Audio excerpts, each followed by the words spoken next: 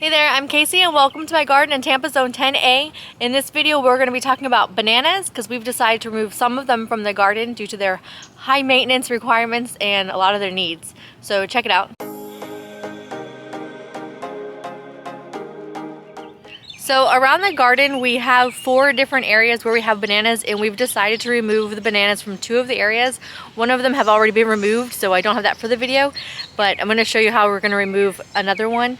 So these ones are in the front of the house and they just don't get enough water. We've had them planted for about 3 years and I've only harvested 1 or 2 racks of them because they're so needy with their water requirements and heavy feeders. So in the front of the house we have, there's 4 or 5 different varieties up here, and since we don't have irrigation up here, although we are going to put irrigation up here, they would just flower and fruit. You can see over here, but this flowered like 6 months ago and they're taking absolutely forever to mature. We had another one, I posted pictures there, that collapsed and it fell over the fence. And it's like the pseudo stem just like runs out of energy. Like they're supported, but they just run out of energy. It's supposed to take like 2 to 3 months for racks to mature from flower to harvest. And these have been on there for like 6 months. And they're just not ripening because there's just not enough water up here. This is straight Florida sugar sand.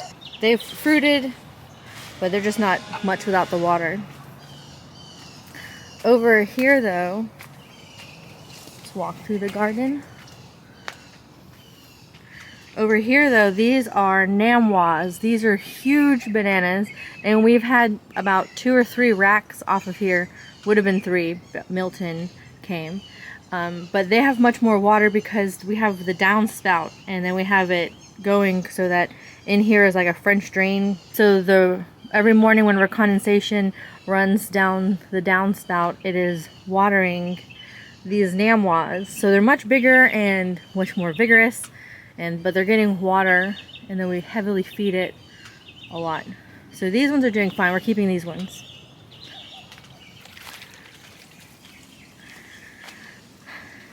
Now back here in this part of the garden we have, I think, 3 more. There's like Grand Nain and Dwarf Cavendish and maybe a second Grand Nain. But same thing, these have been in the ground 3 years and we've had no fruit off of them. I think it flowered once. We had 1 banana plant flower this year. It didn't get water, so it just like collapsed. And that's collapsing from the middle of the pseudostem, not that the rack fell off from not being supported. So we're going to rip up the rest of these corms. I think there's 3 in here. And we're going to plant it with a Caimito. And this is the Burgess Caimito.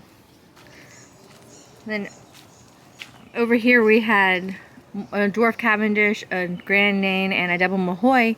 Same thing. I think the Double Mahoy flowered for the first time this year, a while ago, and then I accidentally broke off the rack trying to help it.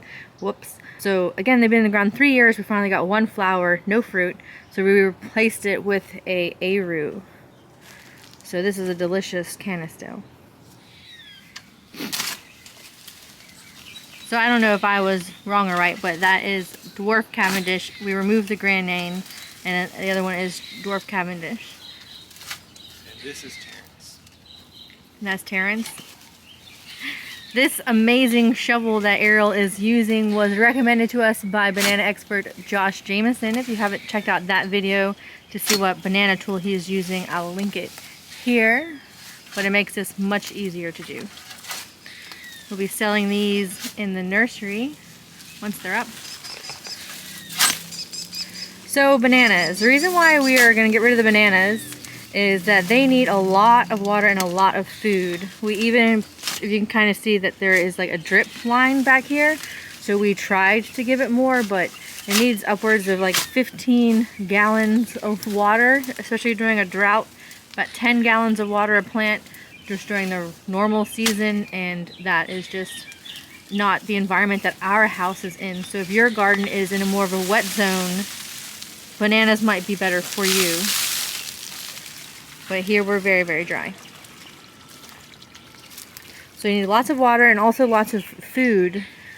So if you're doing organic, it's going to need a lot of compost, But if you're doing synthetic, it'll need lots of food, about 15 pounds. Some of the larger bananas would need a month. And about 10 pounds of fertilizer a month for normal bananas. It's a lot of food. So this was sand. This shows you the importance of getting mulch. Having mulch break down over the years gives some life to your soil. It was just silver sugar sand. But yeah, it's still just really dry.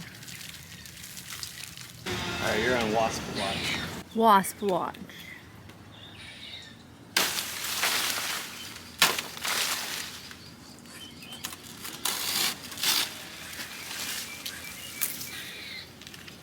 When you're doing this, make sure you don't go too close to the center. See how he's doing it further out? Because frogs love to live in there. So you don't want to hurt our frog friends. And then he's just doing this so that when we drop the plant, it won't be so much.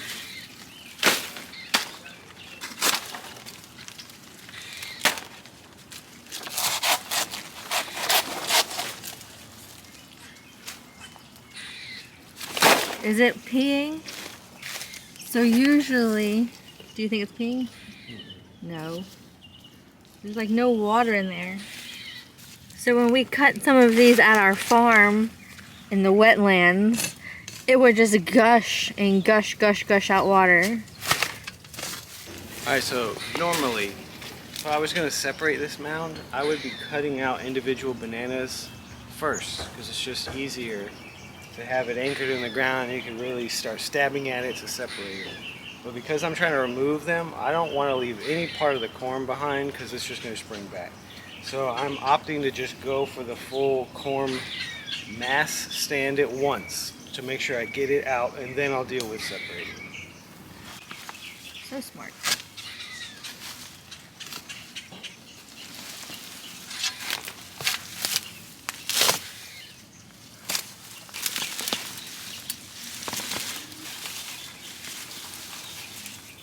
See, I'm bringing up the heliconium now.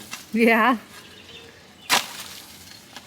Man, you make that look so easy.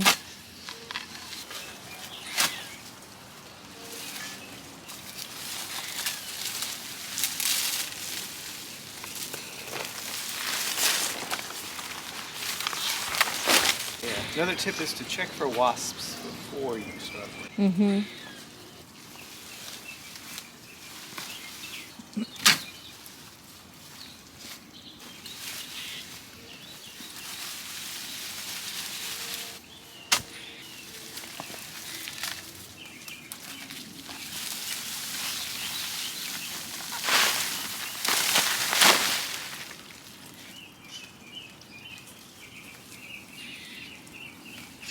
Always go back to make sure you didn't leave behind any pieces. Yeah, you don't want those regrowing. How dry is it? It's not too bad. Yeah, so that mulch. And some life in it. Dark sand. Look, now we have all these bananas to share with people. Right, Pepper? Yay! So now we went from 4 areas of bananas to only 2 in the front yard. We're going to run some irrigation to make sure that one in the front gets some water, and then we'll have a lot of bananas. So we manage a farm, the Golden Bee Farm over in Tampa, and it's in the wetlands. And it's in the wetlands, so it has access to all that water. And the bananas were going crazy. So we had so many bananas in the front last year, like 50 mats of bananas. Like, it was crazy. And they were all producing, but something else to keep in mind with growing bananas is that even if you get these amazing racks and they're pumping out, if a wind comes, they'll get knocked over. So bananas are challenging. They're also a lot of maintenance because the leaves come off and you gotta like prune them up, as you saw when Ariel was about to drop that one plant. But it just doesn't grow for us in our area, so it might grow for you in your area, so don't be discouraged. Definitely try it out. We gave it 3 years, found some more plants we'd be more interested in, like the Caimito and the Arue Canistel. So we're happy with our decision to remove those bananas and get those additional fruit trees in the garden. Thanks so much for watching our video. Hope that you enjoyed it. It's always so much fun to learn what grows best in your area. and you can take what you learn from other people and put it into practice in your own garden to see if it works out for you. So are you growing bananas? Are you having any difficulties with them? Or is it a success? What are your thoughts on growing bananas in your food forest? Let me know down in the comments. Anyway, thank you so much again for watching the video. Hope that you enjoyed it. Don't forget to like, comment, and subscribe. See you in the next one.